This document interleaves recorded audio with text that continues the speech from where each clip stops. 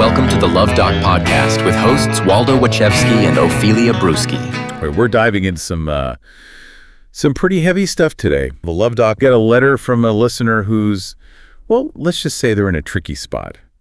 Yeah, relationships can be tough, and this one sounds particularly challenging. So our listener has been living with his girlfriend for about 3 years now, and he's writing in because her anger's starting to feel like it's too much, And he's right to be concerned. The way he describes her outbursts, it sounds like classic abusive behavior. Yeah, and he even mentions feeling like he's walking on eggshells around her all the time, just waiting for the next blow-up.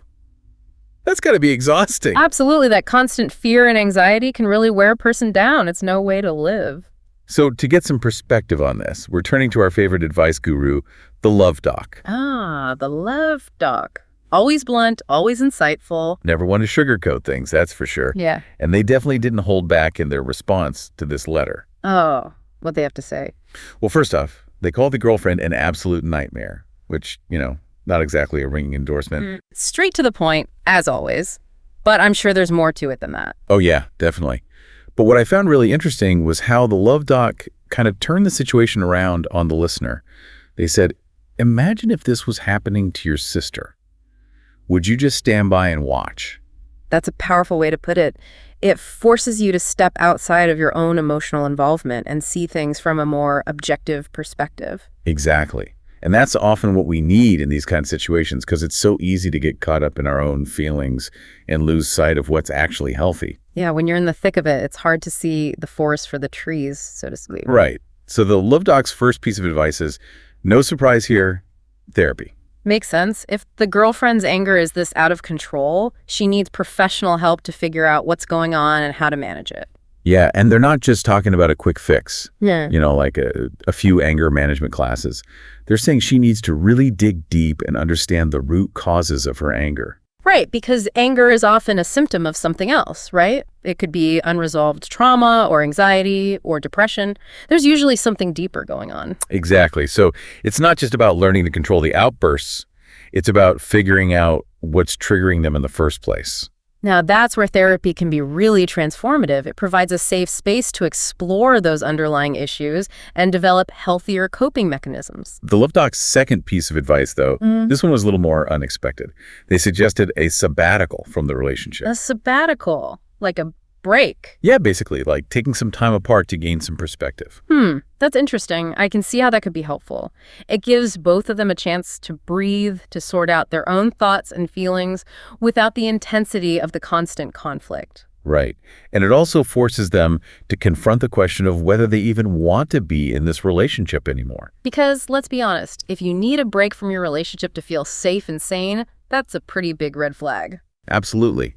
And it kind of ties into something else the Luv Doc said that really stuck with me. They said, you wouldn't put up with this kind of behavior from a friend, so why are you tolerating it from someone you're supposed to love? Ooh, that's gotta sting. But it's a valid point. We often have different standards for romantic relationships than we do for friendships. Yeah, and we get so caught up in the idea of love conquering all that we sometimes forget about our own basic needs and boundaries.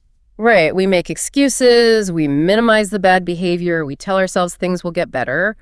But sometimes, you just got to step back and ask yourself, is this really what I want my life to look like? And that's a tough question to answer, especially when you've invested so much time and energy into the relationship. It is, but it's a necessary question. Because the truth is, sometimes the most loving thing you can do for yourself is to walk away. And, the Luv Doc even brought up this idea of the sunk cost fallacy. Oh, yeah, I've heard of that. It's like when you keep investing in something, even when it's clearly not working, just because you've already put so much into it. Exactly. It's like watching a terrible movie all the way to the end, just because you've already sat through the first hour. Huh. I've definitely done that.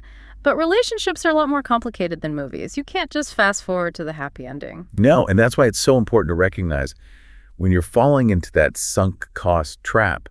Just because you've been with someone for 3 years doesn't mean you're obligated to stay with them forever, especially if the relationship is causing you more harm than good. Absolutely. You always have the right to choose what's best for you, even if it means letting go of something you once thought was meant to be. It's like he's stuck in this never-ending cycle of trying to manage her anger instead of actually addressing the problem. Yeah, and it makes you wonder, is she even aware of the problem? Like, does she recognize the impact her anger is having? That's a good question. And I think that's where, going back to the Luv Doc's advice, that's where therapy comes in, right? Great. Therapy could help her understand her anger, where it's coming from, what's triggering it. Yeah, but how do you even start that conversation? I mean, telling someone they need therapy, that's a pretty touchy subject, isn't it? Definitely. It can't feel like an attack. Right. Like you're saying there's something wrong with them. Exactly. So you have to approach it with, a lot of sensitivity and care. But how do you actually do that? Like, what do you say? Well, I think the key is to start by focusing on your own feelings and experiences. Instead of saying you need therapy, you could say something like, when you get angry, I feel scared and hurt. So it's about the impact her anger is having on you and the relationship rather than about her as a person. Yeah, exactly. You're not saying she's a bad person. You're saying her behavior is causing you pain. Okay, that makes sense. And then what? Like, how do you transition to suggesting therapy? You could say something like, I really want us to work on this together, and I think talking to a therapist could help us communicate better. So framing it as a team effort, like, we're in this together, let's get some help. Exactly. And you can even mention the potential benefits for her, like therapy can help with stress management, communication skills, all sorts of things. Okay, so you've had the conversation, you've suggested therapy, but what if she just says no? What if she's completely resistant to the idea? Well, then you have to be prepared to set some boundaries. Boundaries? Like what kind of boundaries? Like making it clear that you're not going to tolerate being treated that way anymore. So you're saying you have to be willing to walk away, even if you love her? Sometimes love isn't enough. If the relationship is toxic and she's not willing to get help, you have to prioritize your own well-being. That's a tough pill to swallow. Stay tuned. Holy crap! You're psychotically obsessed with the Luv Doc, but can't think of a flashy gauche way to share your obsession with the world? Stop thinking and make a beeline for the Luv Doc's home sweet home on the interwebs, thepleasurecraft.com, where you can find a veritable treasure trove of sick merch that will make even your coolest friends super gel. Honestly, I don't know why you didn't already think of this yourself, but you're welcome. Have fun on the Pleasure Craft. It was made just for you. Let me spell it out for you one more time. www.thepleasurecraft.com. I guess it goes back to what the Luv Doc said about not putting up with behavior from a partner that you wouldn't accept from a friend.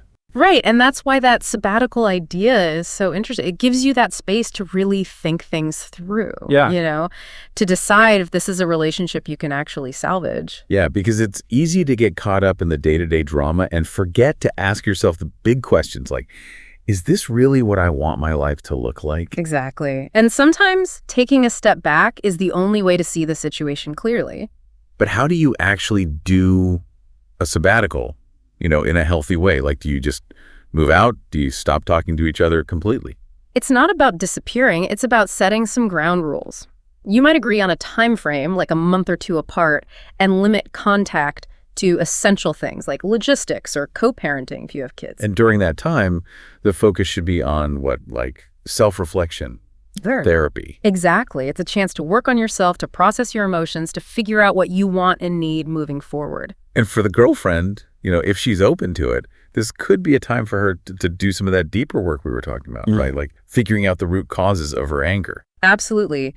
Therapy could help her understand those underlying issues, learn healthier coping mechanisms, and develop better communication skills. So it's not about blaming each other. It's about both taking responsibility for your own growth and healing. Right. Because ultimately, whether you decide to reconcile or move on, the goal is to become the best versions of yourselves. The Luv Doc made a pretty funny comment about all this. They said something about Stockholm Syndrome and how Stockholm wasn't on their bucket list. That's classic Luv Doc.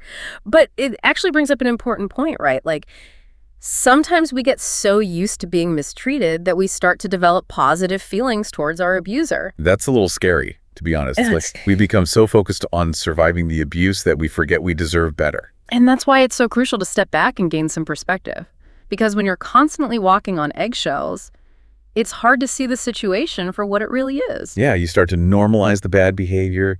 You make excuses for it. You tell yourself it's not that bad. And that's a dangerous path to go down. Because the longer you stay in that cycle, the harder it becomes to break free. So how do you know when it's time to walk away? Like, what's the tipping point? There's no easy answer to that question. It's a very personal decision.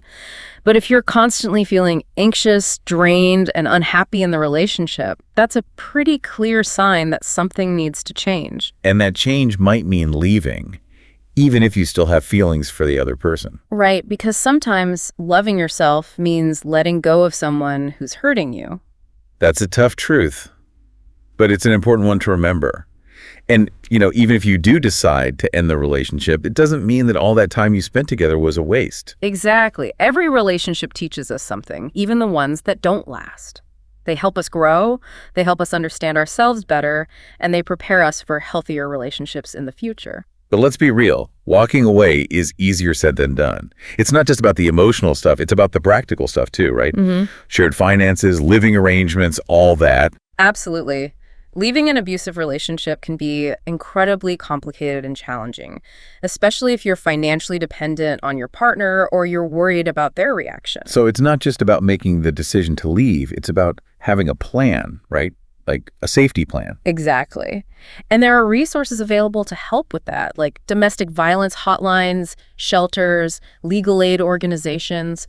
If you're feeling overwhelmed or unsure of where to turn, reaching out for help is the first step. And I think that's a really important message to emphasize. You're not alone in this. There are people who care, and there are resources available to support you, no matter what path you choose. Right. You don't have to go through this alone. There's help and there is hope.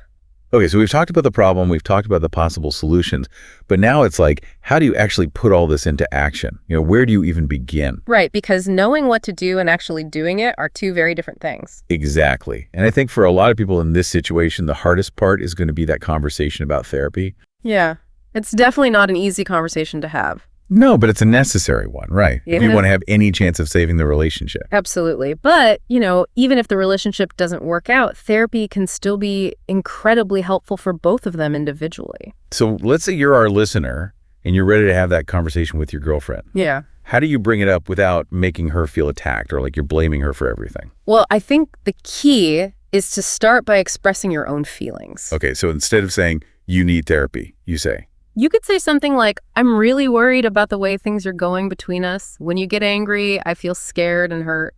So you're focusing on the impact her behavior is having on you and the relationship rather than labeling her as the problem. Exactly. You're not saying she's a bad person. You're saying her actions are causing you pain, and that's a valid feeling to have. Right. And then how do you transition to the therapy suggestion? You could say something like, I really want us to be happy together, and I think maybe talking to a professional could help us figure out how to communicate better.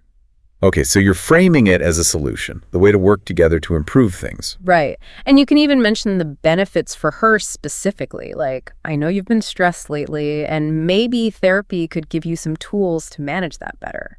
So it's about presenting it as a positive thing, something that can help both of you individually and as a couple. Exactly.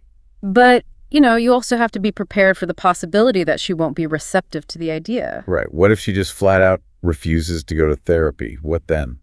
Well, in that case, you have to be prepared to set some boundaries. Boundaries? Like, what do you mean? Like making it clear that you're not going to tolerate being treated that way anymore, that you deserve to be treated with respect. So basically, you're saying you might have to be willing to walk away, even if you still love her. Sometimes that's the hardest but healthiest choice you can make. You can't force someone to change, and you can't sacrifice your own well-being for someone who's not willing to meet you halfway.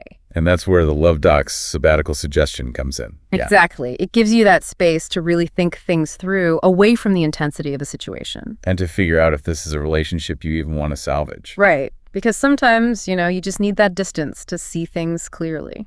But let's say you do decide to try the sabbatical. How do you actually go about doing that in a way that's healthy and productive?